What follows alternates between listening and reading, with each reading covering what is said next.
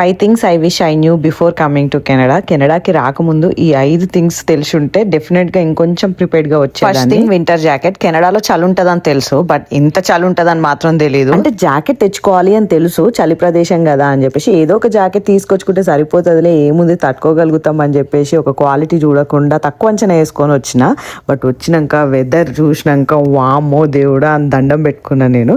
ఇక అప్పుడు అర్థమైంది ఒక గుడ్ క్వాలిటీ వింటర్ జాకెట్ కెనడాలో మస్ట్ అని, ఆప్షనల్ కాదు. నెక్స్ట్ మెడిసిన్స్ తెచ్చుకోవాలంటే ఏదో బేసిక్ పారాసెటమాల్, డోలో 650 లాంటివి తెచ్చుకున్నా. వచ్చినాక ఫీవర్, హెడ్ ఏక్, కోల్డ్, థ్రోట్ పెయిన్. డాక్టర్ని కలుద్దామని అంటే కుదరదు, ఇక్కడ ఫ్యామిలీ డాక్టర్స్ ఉండాలి. ఎమర్జెన్సీకి వెళ్తే ఈజీగా 1 డే పడుతుంది. నాన్ ఎమర్జెన్సీ అయితే మనం మస్తు రోజులు వెయిట్ చేయాలి డాక్టర్ని కలవాలంటే. ఈవెన్ 3 డేస్కి అపాయింట్మెంట్ దొరకవచ్చు, 4 డేస్ 1 వీక్ కూడా పడుతుంది. సరే అని మెడికల్ షాప్లో ఏదైనా మెడిసిన్స్ తెచ్చుకుందామని అంటే అన్నిటికీ ప్రిస్క్రిప్షన్స్, మనకి ఇండియా తెలిసిన మెడిసిన్స్ అన్ని పోయి అడిగితే ఓన్లీ 2 టాబ్లెట్స్ ఇస్తారు, అది కూడా టైల్నాల్, అడ్విల్, అదే వేసుకొని సావాలి. అప్పుడు అర్థమైంది కెనడా హెల్త్ కేర్ గురించి అండ్ మన టాబ్లెట్స్ వాల్యూ గురించి.